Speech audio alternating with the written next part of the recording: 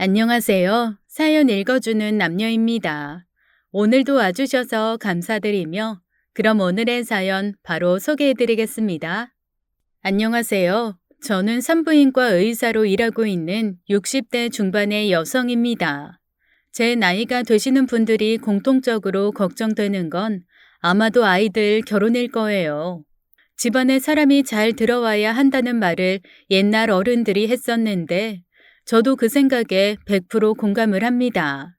제가 겪은 일들 들으시면 왜 제가 그런 얘기를 하는지 이해해 주시리라 믿고 제 얘기를 시작해 보겠습니다. 저에게는 애지중지 키운 아들 하나가 있습니다. 나이가 좀 들어서 지금은 37이나 됐지요. 왜 아직도 결혼을 안 하고 혼자냐고 궁금해 하실 것 같아서 미리 밝힙니다. 저희 아들은 서류가 깨끗한 돌싱이라는 점을요. 좀 이상하긴 하시죠? 제가 말을 하면서도 이상하네요. 그다지 좋은 이야기가 아니라 사람들 앞에서 잘 안 꺼내려 하지만 이곳에서만큼은 속 시원히 털어놓고 싶습니다. 저희 아들은 30살에 결혼을 한번 했습니다. 결혼식 날까지 두 사람은 정말 행복해 보였죠. 며느리들 아이는 세상에서 제일 예쁜 미소를 보였습니다. 저희한테도 다소곳하게 고맙다고 인사를 하곤 신혼여행을 떠났죠. 그런데 결혼식 다다음 날 저희는 정말 충격적인 전화를 한 통 받게 되었습니다. 엄마, 어떡하지? 아이, 어디서부터 잘못된 건지 모르겠어. 이게 무슨 마른 하늘의 날벼락이야.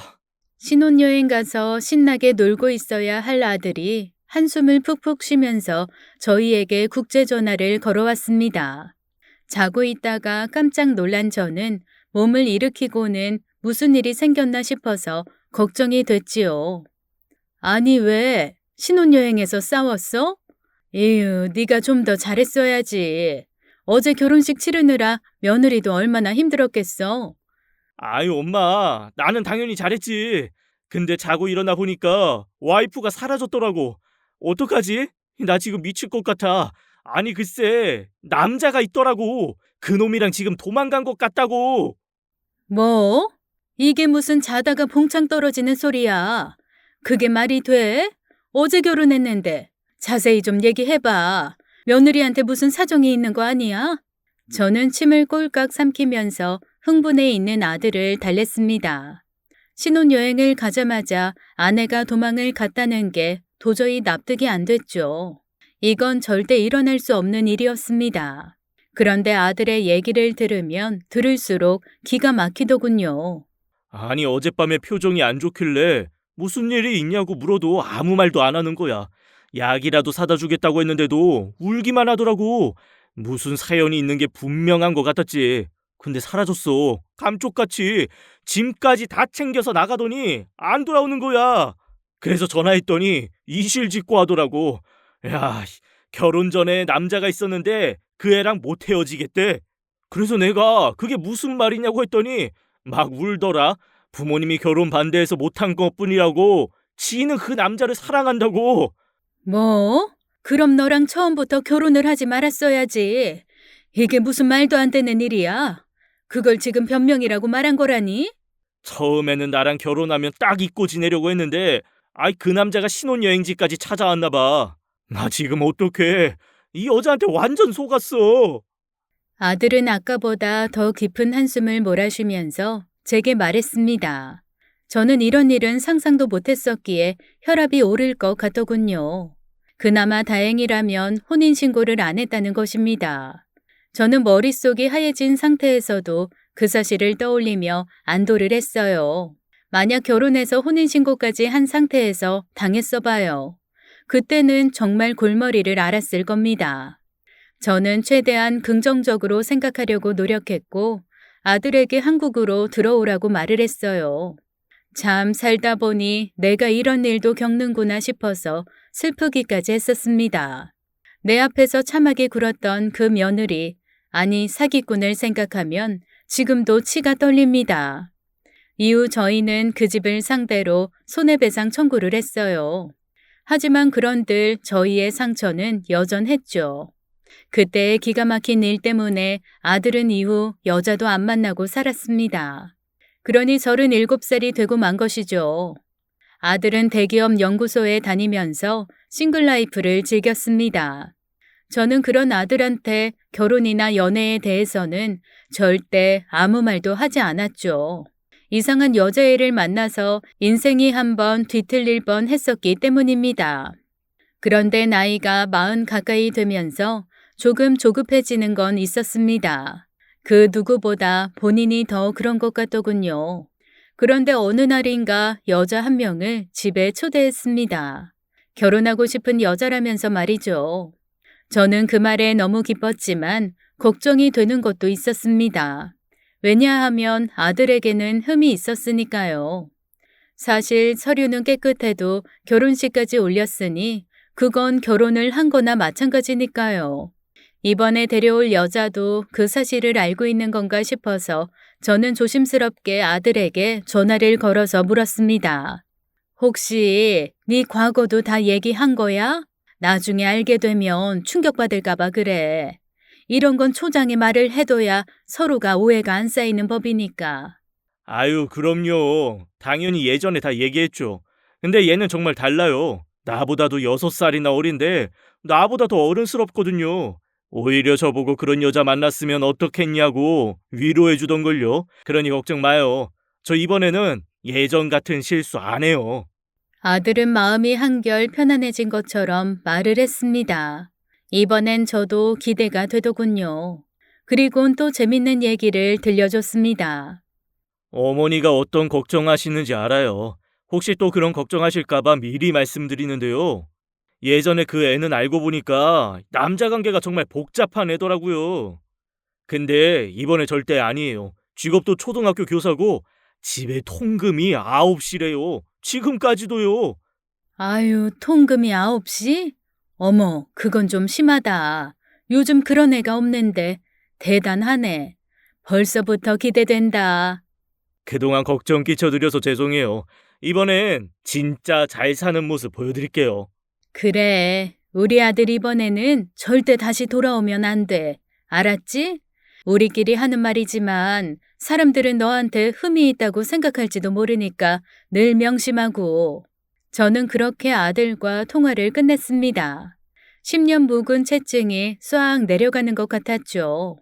어디 흠이라고는 없는 우리 아들이었는데 그동안 이상한 여자들만 만나는 것 같아서 속상할 때가 많았습니다. 변변찮은 직업일 경우도 많았고요. 제가 의사여서 생색을 내는 건 아닙니다. 그저 더도 말고 덜도 말고 아들과 비슷한 처지의 사람을 만났으면 하는 게 제 진심이었죠. 어찌됐든 이번엔 큰 기대가 됐습니다. 이후 저희 집에 온 며느리를 보고 저는 더 안심이 됐어요.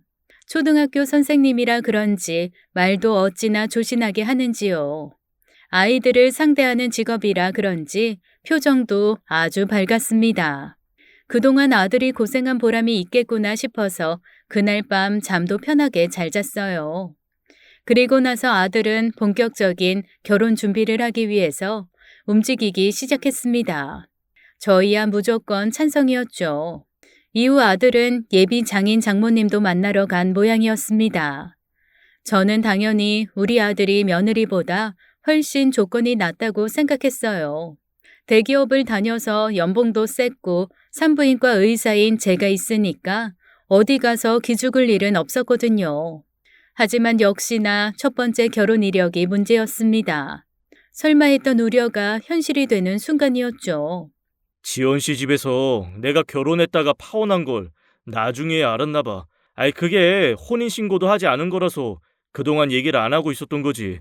근데 그걸 나중에 알고서 지금 이 결혼 다시 생각해 보자고 하시네.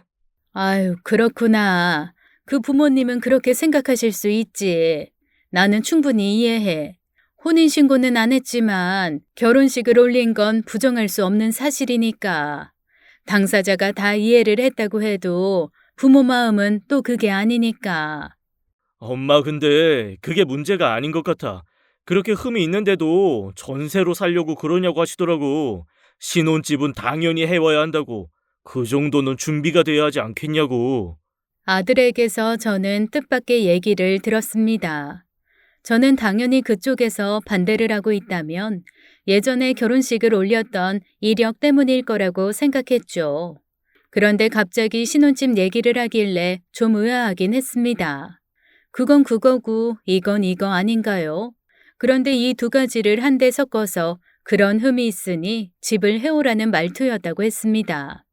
저는 고민이 깊어졌어요. 사실 저희 집 형편에 신혼집은 충분히 사줄 수 있었습니다. 더군다나 대기업 다니니까 대출을 충분히 받아서 산다고 해도 갚아 나갈 수야 있지요. 그런데 신혼집 치고는 너무 과한 지역에 과한 평수를 요구한다는 게 문제였습니다. 저는 저희 아들이 한번 결혼했다가 파혼한 게 너무 억울한 상황이었지만 참았습니다. 남편은 옆에서 그냥 사주자고 저를 설득하더군요. 우리 아들의 나이가 좀 많으니까 어차피 안정적으로 살면 좋다면서요. 그러나 아무리 생각해도 작은 투룸짜리 경기도 지역의 아파트도 아니고 30평대의 강남 아파트를 요구한다는 건 좀 과하다는 생각이 들었습니다. 그래서 저는 일단 상견례 자리에서 그 부분을 조율해보자고 한 발 물러섰지요. 못 사줄 이유는 없었습니다. 아들 여자친구가 우리와 인연이 될 운명이라면 저희가 빚이라도 내서 집을 사주죠. 부모 마음이야 다 그런 거 아니겠어요? 저는 한 발 물러서서 최대한 그쪽 집에서 요구하는 것을 받아들이겠다고 아들에게 말했습니다. 그러면서 저는 한 가지 조건을 내걸었어요. 아들아, 일단 집은 우리가 긍정적으로 생각할 거니까 둘째치고 두 사람이 이번 기회에 건강검진 한번 받았으면 좋겠구나. 내가 의사라서가 아니라 요즘 그렇게 결혼 전에 건강검진을 한다더라고. 그래야 서로 마음도 좀 편하니까. 이 정도는 해줄 수 있지? 아이, 그럼요. 저희도 이참에 한번 그럴 생각이었어요. 지원이는 학교에서 근무하니까 건강도 많이 신경 쓰면서 살더라고요. 걱정 마세요. 저희가 얼마나 건강한지 보여드릴게요. 그래, 잘 됐다. 둘 다 몸과 마음이 건강했으면 좋겠어. 산부인과 진료는 우리 병원에서 해도 되는데 부담되면 내가 아는 병원 소개해 줄 수도 있으니까 비용은 부담 갖지 말고. 저와 아들은 그렇게 훈훈하게 이야기를 마무리했습니다. 제 얘기에 아들이 선뜻 동의를 해주니 너무 고맙더군요. 이제 우리 아들에게도 진짜 좋은 배필이 생기고 가정이 생긴다는 생각이 드니 괜히 짠하기도 했습니다. 그런데 그날 밤 낮에 아들과 가볍게 얘기했던 건강검진 문제로 인해서 아들이 며느리 될 아이랑 크게 싸웠다더군요.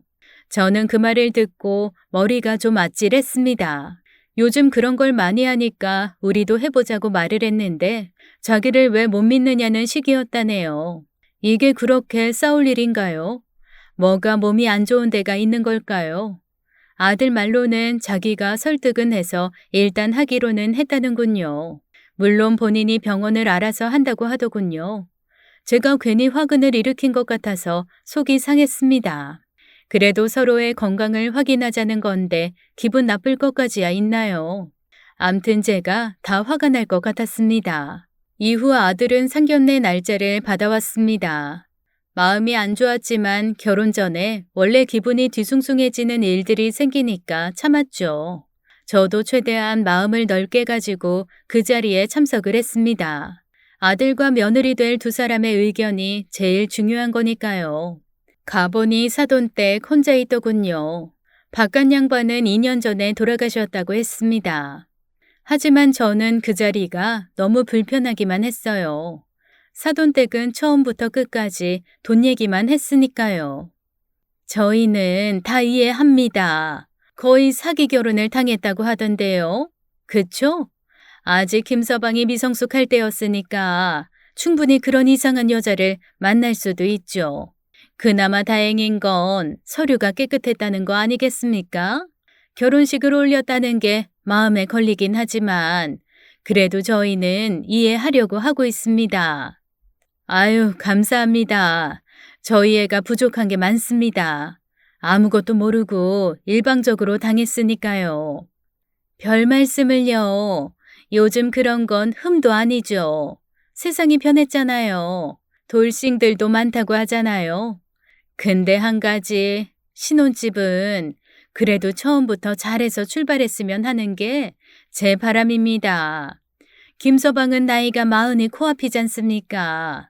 그리고 결혼식을 한번 올렸으니까 흠이 있는 거고요. 말이 바른 말이지 다른 사람들 보는 눈이 있으니까요. 그런 남자랑 결혼하는데 전셋집에서 출발한다고 하면 사람들이 흉보지 않겠어요?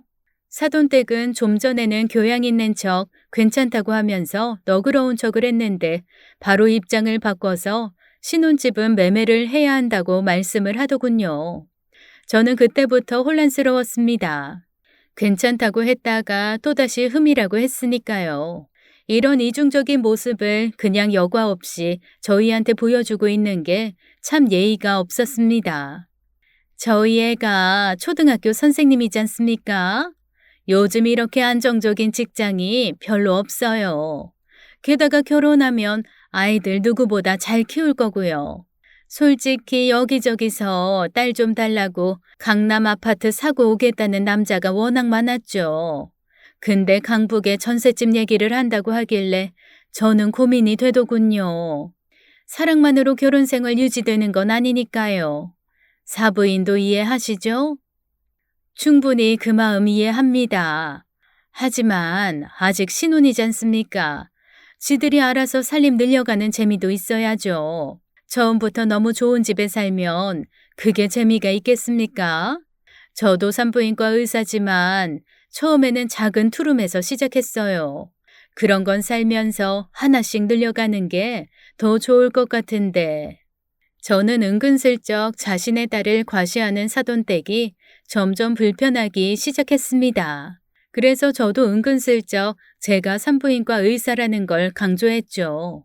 역시나 저의 작전이 먹혔는지 사돈댁 얼굴이 굳어지더군요. 아, 산부인과 의사 집안이요? 그거 별거 없는 거 아닌가요? 괜히 말씀까지 꺼내시는 거 보니 아들한테 내세울 게 그렇게 없으신가 보네요. 아니, 결혼 약속만 잡았던 게 아니라 결혼식을 올렸었다면서요. 세상에, 그러면서 우리 딸을 넘봐요? 저희 집은요, 통금이 9시였다고요. 얘는 태어날 때부터 조신했고 교사로서 바른 생활이 몸에 배 나이예요.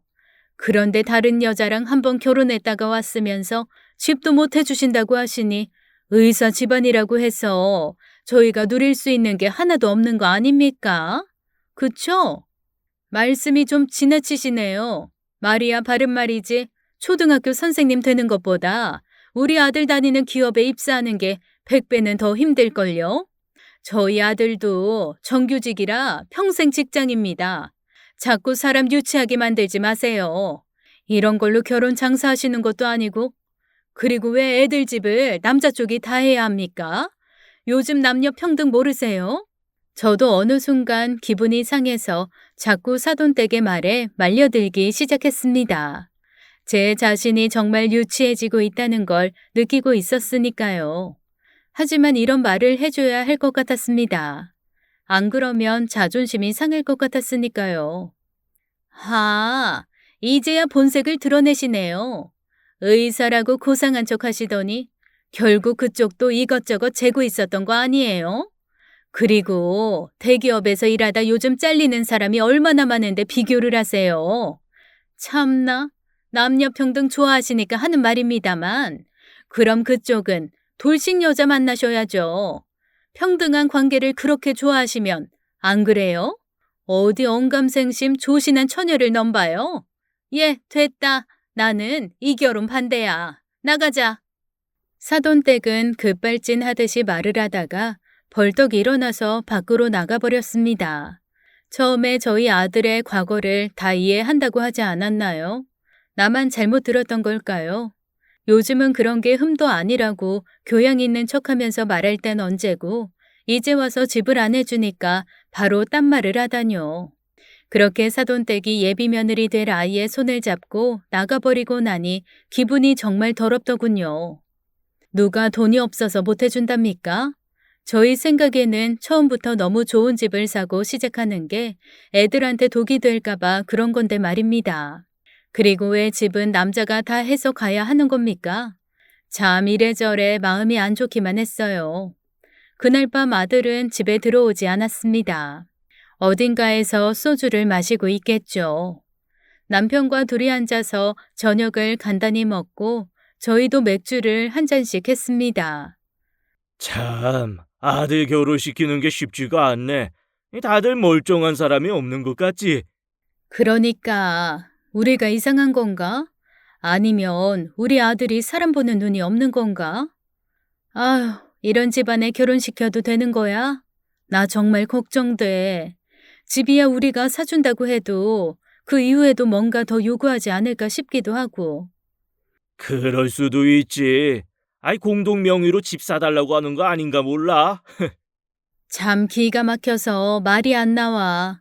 그렇다고 마냥 손 놓고 있을 수도 없고. 아들이 좋다고 해서 참기는 하는데 그 집안이랑 사돈 맺어도 되는 걸까? 일단 시간을 좀 가지고 지켜보자고. 아이, 아들도 무슨 생각이 있겠지. 결혼이라는 게 당사자만 좋다고 되는 건 아니니까. 며느리 될 아이가 생각이 좀 있는 아이면 뭐 이 정도에서 절충안을 만들어 오겠지. 그래요. 두 사람이 인연이 될 사이면 어떤 방법이라도 찾아서 오겠죠. 오늘 너무 기분 별로였네요. 둘이 결혼해도 나는 다시는 사돈댁 안 만날 거야. 아휴. 그렇게 저희 부부의 대화는 걱정으로 시작해서 걱정으로 끝이 났습니다. 인연이 된다면 아이들이 해결책을 가지고 오겠거니 하고 말이죠. 일단 집을 사주는 건 저희는 반대였습니다. 보름 후 저는 학회가 있어서 강남의 모 호텔로 갔습니다. 이제는 나이 든 선배로 짬밥이 있다 보니 저는 좀 편하게 참석을 했죠. 학회장을 나와서 저는 오랜만에 만난 대학 후배와 호텔 커피숍에서 둘러앉아 얘기를 나눴습니다. 산부인과다 보니 다들 그 누구보다 생명의 소중함을 잘 아는 의사들이었죠. 매일 수많은 신생아들을 세상과 첫 대면하게 해줄 때의 그 희열 하나로 힘든 생활을 버티고 있었습니다. 그러니 만나면 할 얘기가 너무 많았죠. 그렇게 이런저런 얘기를 하고 있는데 로비 쪽에서 사람들이 다투는 소리가 들려오더군요. 예약을 잘못한 건지 호텔이 잘못을 한 건지 문제가 있는 모양이었습니다. 저는 신경을 안 쓰고 후배와 얘기를 나누려고 노력했어요. 그런데 저와 얘기를 나누던 그 후배가 무심결에 소리치고 있는 손님을 보더니 입을 틀어막으면서 화들짝 놀라는 겁니다. 어머머, 저 여자 여기서도 난리네? 참 가지가지한다. 후배는 치가 떨린다는 듯 어깨를 부르르 떨면서 말을 했습니다. 그 모습을 보니 저도 궁금해지더군요. 호텔에서 난동을 부리다시피 하고 있는 여자의 얼굴을 본 것입니다. 그리고 저는 그 순간 얼음이 되고 말았죠. 그 여자는 바로 보름 전 만났던 사돈댁이었습니다. 어머, 너는 저 여자 어떻게 알아? 누군데 그래? 저는 후배에게 넌지시 사돈댁과 어떤 일이 있었냐고 물었습니다. 물론 제가 그 여자와 알고 있는 사이라는 건 말하지 않았죠. 그런데 후배의 입에서 나온 얘기는 너무나 충격적이었습니다. 아니, 저 여자가 얼마 전에 와서는 병원에서도 전화리를 쳤거든. 건강검진을 받으러 왔는데 산부인과 내용은 싹 빼달라는 거야. 나 그날 정말 기겁할 뻔했잖아. 저 여자 딸이 낙태 경험이 2번이나 있더라고. 그러니까 그 내용을 빼달라고 그렇게 난리를 피웠던 거야. 아니, 그런다고 그 기록이 다 사라지나? 참나. 저는 후배의 말에 여러 가지로 놀랐습니다. 건강검진의 내용을 조작하려고 했다는 것도 놀라웠지만 무엇보다 낙태 경험이 2번이나 있었다는 게 너무나 충격적이었죠. 통금이 9시라면서 세상 조신한 척하던 사람들이 말입니다. 나도 이제 며느리 볼 나이가 돼서 그런지 저런 며느리 들어올까봐 겁이 난다니까. 제 표정은 점점 더 굳어져만 갔습니다. 후배에게 저 여자의 서류를 달라고 하고 싶었는데 뭐라고 말을 해서 부탁을 해야 할지 난감하더군요. 저 여자가 며느리 될 아이라고 하면 후배가 엄청 반대하며 놀랄 것 같았으니까요. 저는 그 자리에 가만히 앉아서 고민을 했습니다. 그러나 그런 고민은 다 사치였어요. 이후 호텔 측과 사돈댁의 다툼으로 인해서 총지배인까지 왔기 때문이었죠. 놀랍게도 총지배인을 호출한 건 사돈댁이었습니다. 저희는 안 들으려고 해도 목소리가 너무 커서 그 상황을 전부 다 듣게 되었죠. 아니, 당신이 여기 총지배인이야? 직원들 관리를 어떻게 하는 거야? 어? 참나. 우리 오늘 재벌집하고 상견례 있는데 예약이 안 되어 있다는 게 말이 돼? 우리 딸 결혼 못하면 당신들이 책임질 거야? 죄송합니다. 분명 예약이 안 되어 있다는데 저희가 해드릴 수 있는 게 없습니다. 자리가 있으면 저희가 최선을 다해서 마련해 드릴 텐데 오늘은 학회까지 있어서 모두 만석이거든요. 손님 죄송합니다만 다른 호텔을 이용해 주셔야겠습니다. 총 지배인은 아주 정중하게 고개를 숙였습니다. 보고 있는 사람들까지 무안할 정도로 시끄러운 여자였는데도 대처를 잘하더군요. 하지만 사돈댁은 보통이 아니었습니다. 자신의 얘기를 거절하자 사돈댁의 목소리는 점점 커져가고 있었죠. 정말 무례하기 짝이 없는 사람들이었습니다. 아니 됐고, 나 여기서 만나기로 했으니까 당장 자리 만들어내요. 우리 딸 결혼 취소되면 여기 손해배상 청구할 거야. 그리고 당신들 뭐가지 잘릴 줄 알아. 사돈댁은 전투적으로 이 호텔만 고집을 하고 있었습니다.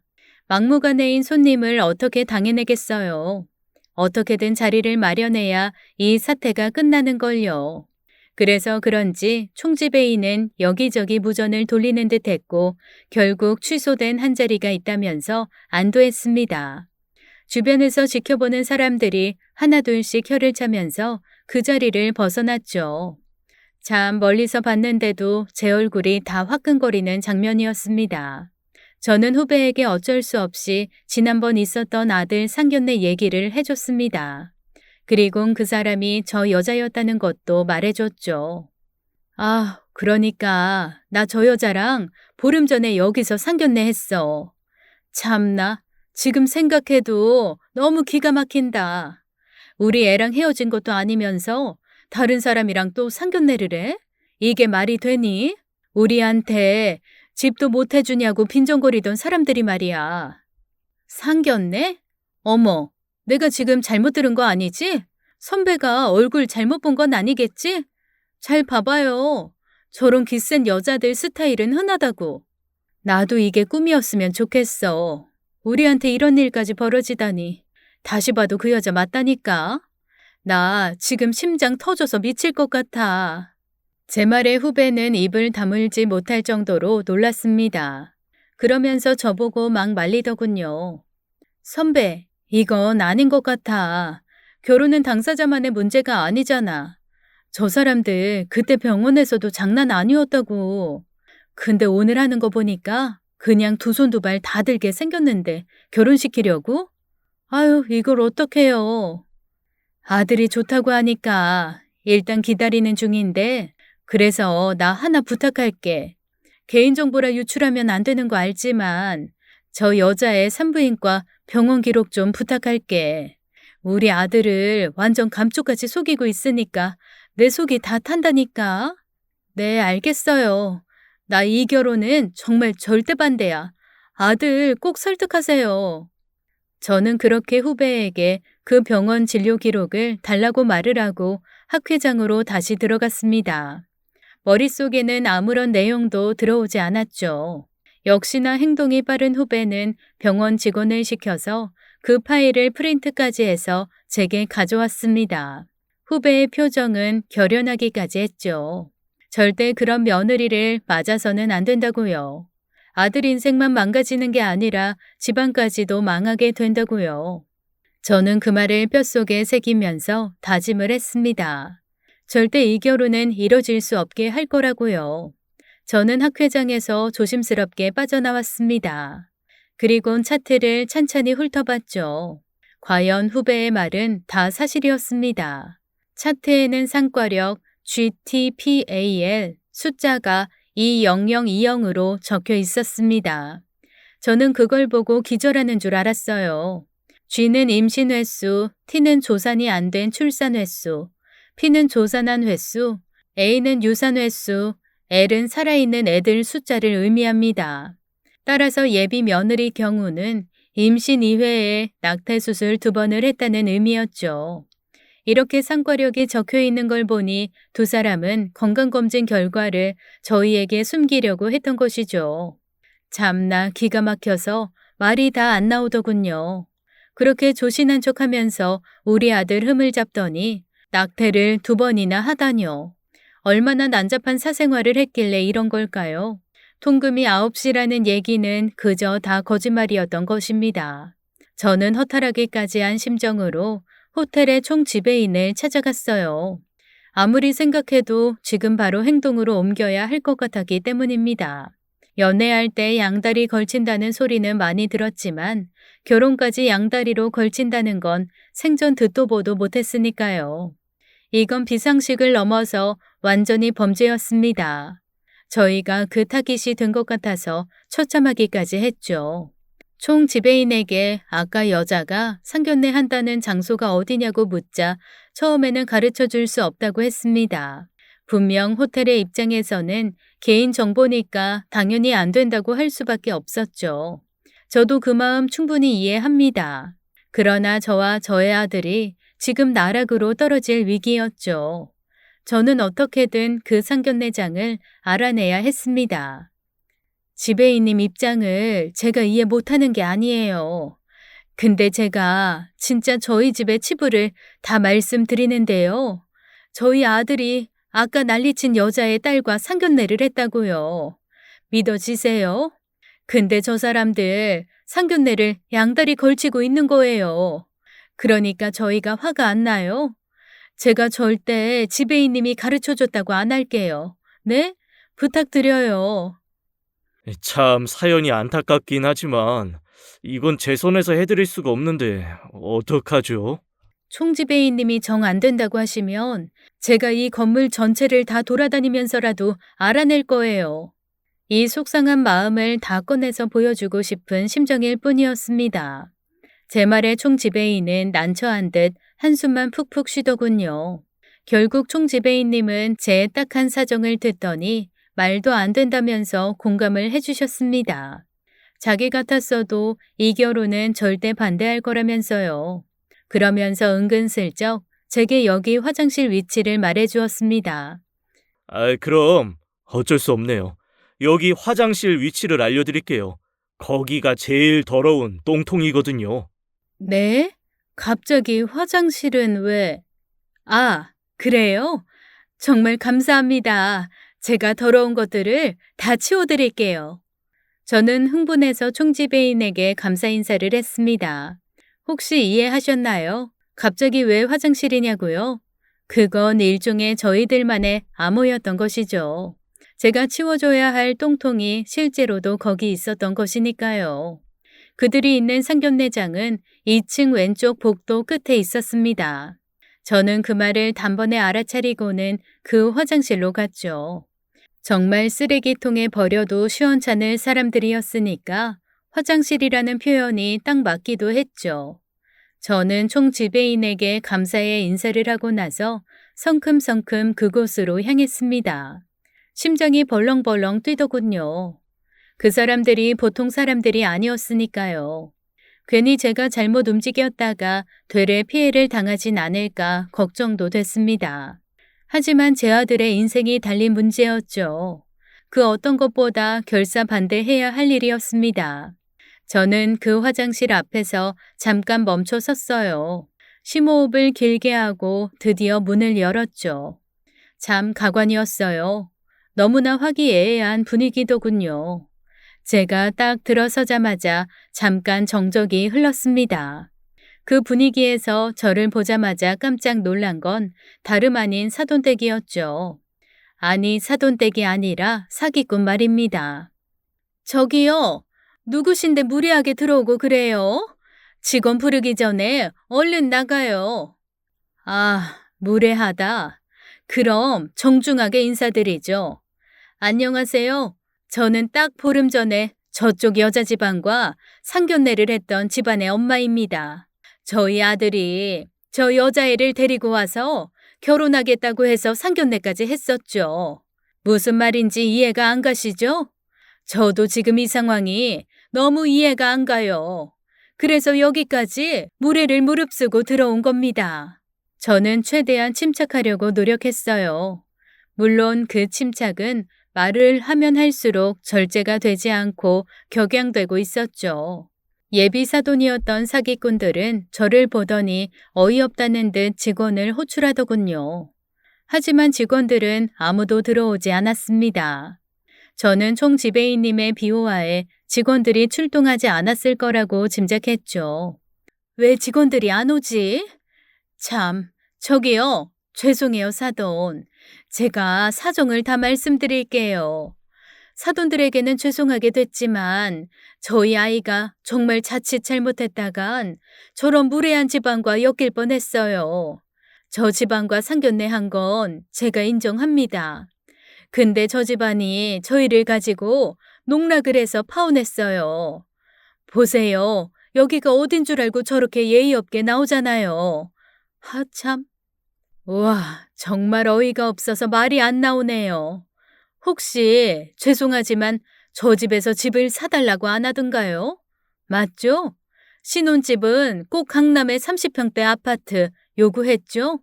저희가 그 제안 받아들일 수 없다고 하니까 연락 두절되고, 아니, 세상에 누가 양다리 상견례를 합니까? 그만큼 저 여자애가 여기저기 남자들을 다 걸치고 다녔다는 증거 아니에요? 지금 제 말이 이해가 가세요? 저는 그 상대분들에게 제 얘기가 잘 통하길 바라면서 말을 했습니다. 하지만 여전히 어안이 벙벙 나간 듯 보이더군요. 이 상황이 민망하긴 한지 예비 며느리였던 여자애는 고개를 푹 숙이더군요. 그러자 그 사기꾼 예비사돈이 제 머리채를 잡더군요. 물론 저도 사기꾼의 머리채를 잡았습니다. 이판사판 공사판 아니겠어요? 아니에요, 사돈. 저 사람들 말 믿지 마세요. 완전 사기꾼이에요. 저희도 저 집안 만났다가 패가망신 할 뻔했다니까요.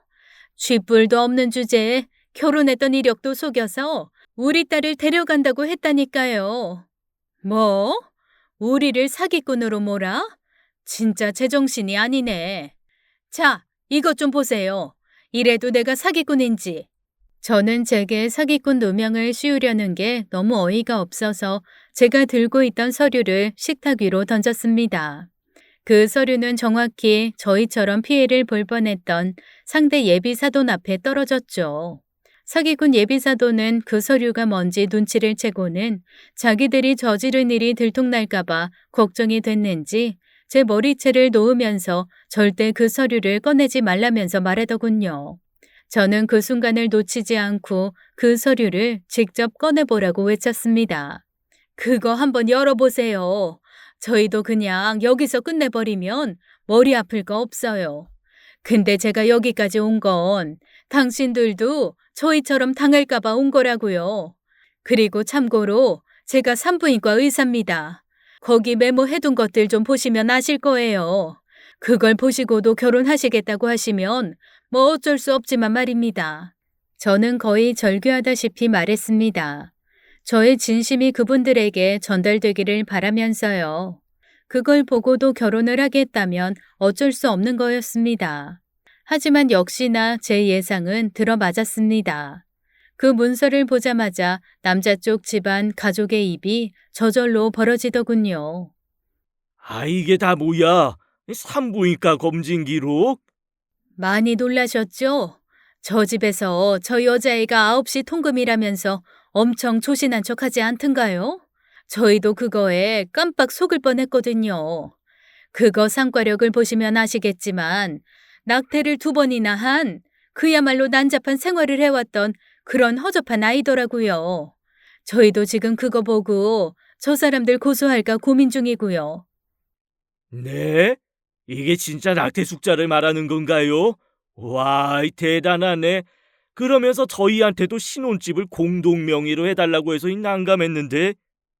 역시 제 예상이 맞네요. 참 가지가지하는 집안이에요.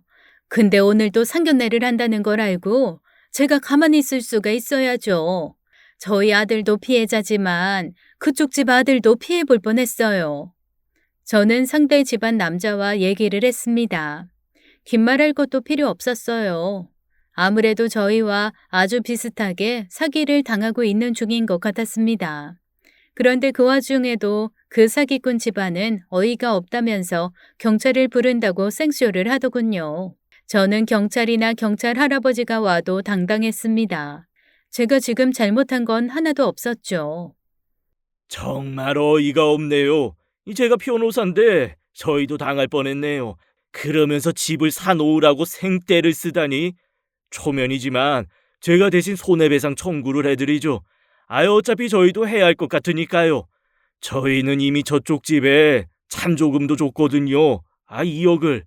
바보같이. 애들이 좋다고 하니까 그냥 원하는 대로 해줬었는데 에휴, 웃음밖에 안 나오네요. 그 말에 저희한테 사기를 친 그 여자와 며느리 될 뻔했던 그 여자애가 벌떡 일어서더니 도망을 가더군요. 정말 어이가 없어서 웃음도 나오지 않았습니다. 쥐뿔도 없는 것들이 어디서 사기를 친 건지요. 그 여자는 예비사돈에게 달려들어서 그 산부인과 서류를 낚아채려고 발악을 했습니다. 저기요, 그거 내놔요. 우리 딸 건강검진 이력을 왜 당신들이 보고 그래? 이거 누가 동의한 거야? 그리고 그걸 누가 어떻게 믿어? 그렇게 허위 서류나 꾸며서 우리한테 이렇게 결혼 못하게 막는 이유가 뭐야? 허위 서류? 나도 정말 그랬으면 좋겠어. 내가 산부인과 의사라는 건 잘 알면서 뭘 물어? 그리고 뭐 동의? 그래, 나 당신 딸 개인정보 좀 봤다. 왜? 그래야 당신네들이 사기친다는 걸 증명할 수 있으니까. 뭐? 저 여자가 미쳤나? 우리는 이미 끝난 사이인데 왜 이제 와서 뒷북이야? 우리가 남들한테 사기를 치든 오기를 치든 니들이 무슨 상관이야? 그래, 갈 때까지 간다 이거야? 당신 아들은 결혼식까지 올려놓고서 어디서 저울질이야? 아들 잘 간수도 못했으면서. 그 여자는 점점 눈빛에 살기가 어리고 있었습니다. 반면 저는 말을 하면 할수록 기운이 빠져가고 있었죠. 상대가 안 되는 여자였어요. 아니, 상대할 가치가 없는 여자였습니다. 저기요, 혹시 친엄마는 맞죠? 너무 기가 막혀서 그래요. 내가 오죽했으면 말 대꾸 할 힘도 안 날까? 왜 그러고 살아요? 그렇게 딸 결혼 장사하니까 좋아요? 집이 애들 결혼보다 중요해요? 집이 사람보다 중요하냐고요? 우리 양심적으로 이렇게 살지는 맙시다. 네? 아시겠어요? 저는 이 말을 끝으로 그 자리에서 터덜터덜 걸어서 밖으로 나왔습니다. 기운이 쫙 빠져서 다리에 힘이 다 풀리더군요. 저도 모르게 눈물도 났습니다. 우리 아들이 뭘 잘못한 걸까 싶기도 해서 가슴이 미어지더군요. 그날 저는 집으로 들어가서 낮에 있었던 일을 남편과 아들에게 다 털어놓았습니다. 그리고 가지고 있던 상과력 서류도 아들한테 보여주었고요. 아들은 그 누구보다 충격이 큰 것 같았어요. 그 모습을 보고 있는데 눈물이 나더군요. 우리 아들은 아무 잘못이 없는 것 같은데 왜 자꾸 이상한 여자들만 꼬이는 걸까요? 이후 저희는 지난번 인연으로 사기당할 뻔했던 상견례장의 남자 쪽 가족분에게 소송을 부탁드렸습니다. 실제로는 큰 처벌도 어렵고 큰 배상도 받기도 어려운 게 현실이었죠. 하지만 안 하고 넘어갈 수는 없었습니다. 그리고 저는 여자애가 일하는 초등학교도 찾아가서 이 사태에 대해서 다 얘기했어요. 그 지역 교육청에도 찾아갔죠. 교사로서의 품위 유지를 못한 것과 사기친 내용들을 다 모아서 민원을 냈던 겁니다. 저의 목표는 오로지 하나, 그런 사람들이 발 뻗고 잘 수 없도록 하는 것이었으니까요. 이후 그 여자애는 초등학교에서 파면당했다고 했습니다. 웬만해서는 초등학교 교사가 파면당하지 않는데 변호사인 사기 당할 뻔했던 그 예비사돈의 역할이 컸습니다. 이후에는 지방으로 두 모녀가 내려가서 도망다니면서 산다고 하더군요. 참 거지 같은 모녀였어요. 저희 아들도 남편도 물론 상처가 컸습니다. 하지만 시간이 지난 지금은 그때 그런 사람을 빨리 걸러낼 수 있게 조상신이 도왔다고 생각하면서 편하게 지내려고 하고 있습니다. 아, 우리 아들 이번에 결혼해요. 한번 다녀왔던 여자인데 직업이고 집안이고 다 모르겠지만 아이가 인성 하나는 끝내줍니다. 제가 봉사 다니는 미혼모의 집에서 만난 여자애죠. 방황하던 제 아들과 같이 다녔는데 거기서 둘이 눈이 맞았더라고요. 처음엔 조금 난처하긴 했지만 저는 이제 아들 결혼에 대해서 마음을 내려놓은 상태였습니다. 듣고 보니 미혼모가 된 사정도 다 있더군요. 낙태를 2번이나 했음에도 불구하고 뻔뻔하게 결혼 장사를 했던 그 여자애보다야 훨씬 책임감 있는 아이였죠. 이왕 이렇게 인연이 되었으니 이제는 두 사람이 서로의 상처를 보듬으면서 잘 살았으면 좋겠습니다. 지금까지 사연 읽어주는 남녀였습니다. 끝까지 함께 해주신 여러분 감사드리며 저희는 다음 사연으로 돌아올게요. 감사합니다.